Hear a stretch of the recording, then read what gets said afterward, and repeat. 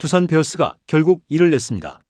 이적 시장 최대여 KBO에서 가장 귀한 포지션인 유격수의 주인공 박찬호의 영입이 사실상 확정됐는데요. 개장 이후 잠잠하던 스토브리그가 단 한 방에 뒤집혔죠. 최소 4개 구단이 달려들었고 최종적으로 두산과 KT의 2파전까지 갔던 박찬호 영입전은 결국 두산이 승부수를 던지면서 끝이 났습니다.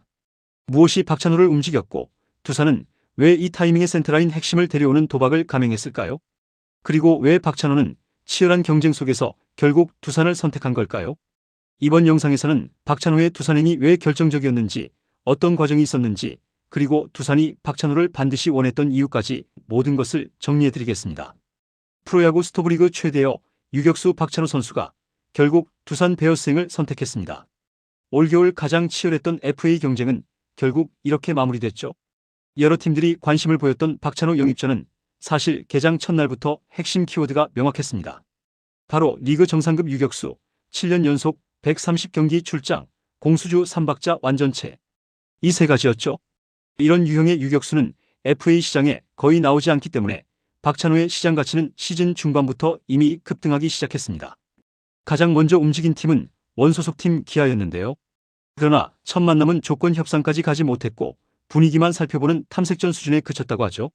이후 두산, KT, 롯데 등이 동시다발적으로 접촉하면서 박찬호 시장은 급격하게 뜨거워졌습니다.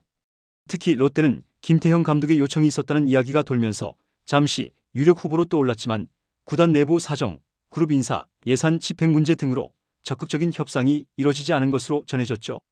결국 마지막까지 남은 팀은 두산과 KT였습니다. KT는 심우준 이적 이후 유격수 공백이 가장 큰 팀이었기 때문에 적극적으로 뛰어들었고 여러 조건에서 두산과 거의 비슷한 수준의 제안을 했던 것으로 알려졌습니다. 하지만 박찬호의 최종 선택은 두산이었는데요. 이유는 크게 세 가지로 정리할 수 있습니다. 첫째, 두산이 제시한 조건이 가장 명확했습니다. 금액뿐만 아니라 팀의 계획, 본인의 역할, 그리고 장기적인 활용 구상까지 박찬호에게 확실한 청사진을 제시했죠. 둘째, 두산이 가장 절실했습니다. 2025 시즌 9위 추락 이후 센터라인 재정비가 필수였고 김원형 감독 부임과 함께 수비 중심 야구 재건이라는 명확한 방향성을 제시했죠. 두산 내부에서도 박찬호는 단순한 FA가 아니라 팀 리빌딩의 중심축으로 평가받았습니다. 세 번째는 박찬호 개인의 선택인데요.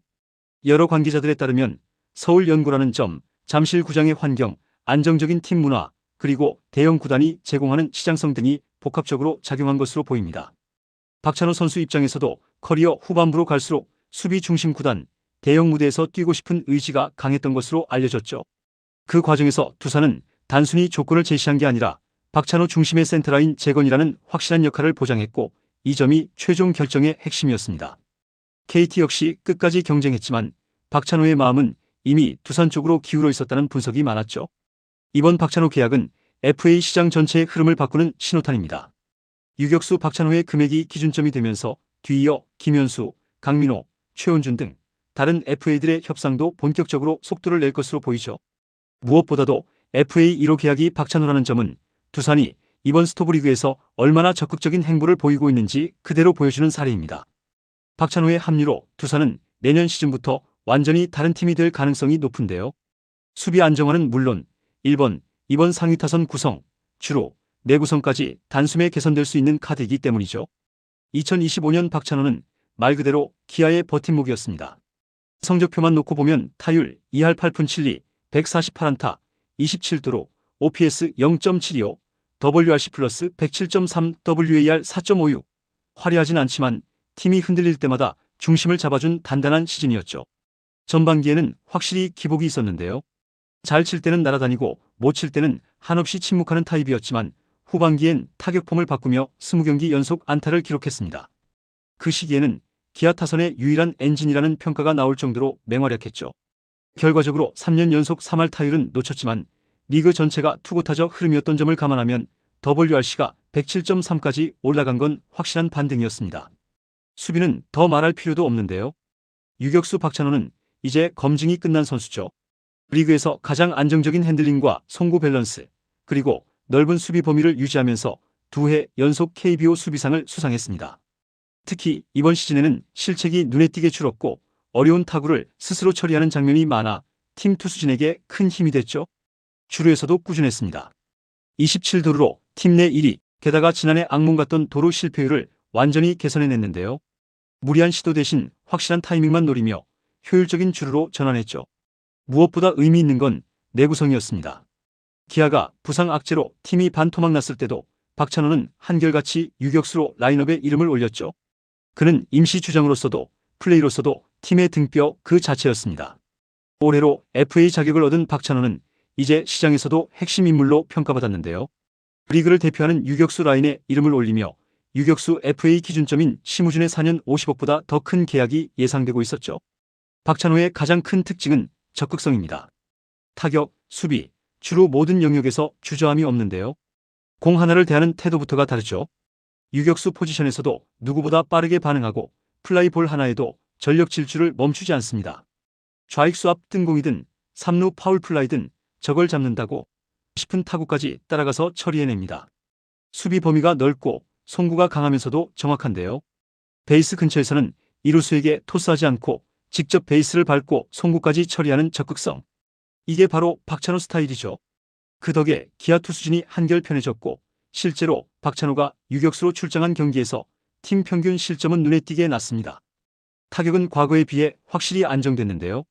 예전엔 컨택에만 치중하며 출루율이 낮았지만 이제는 선택과 집중이 명확해졌죠.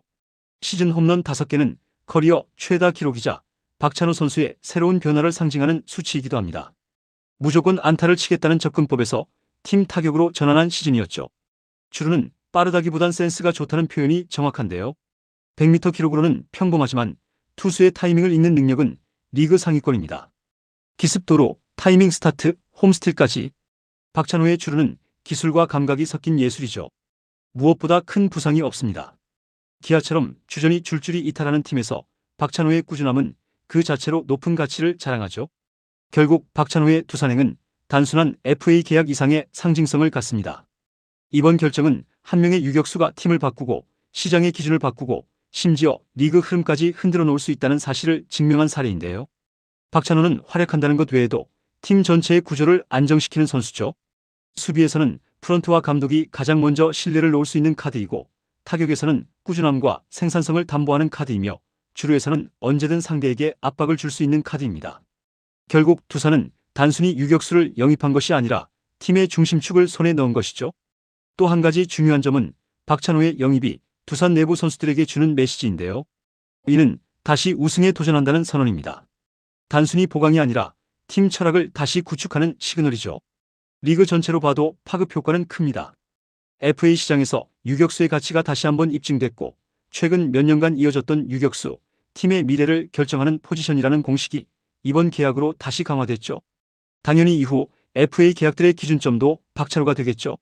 그의 계약 규모는 유격수, 내야 보강이 필요한 여러 구단의 FA 전략에도 본격적인 변화를 가져올 가능성이 큽니다. FA 시장의 첫 번째 폭발음이자 내년 시즌을 뒤흔들 첫 번째 변수. 이로써 스토브리그는 본격적으로 시작됐습니다. 이번 영상은 여기서 마치겠습니다. 재밌게 보셨다면 구독과 좋아요, 알림 설정 부탁드려요. 그럼 오늘도 시청해주셔서 감사합니다.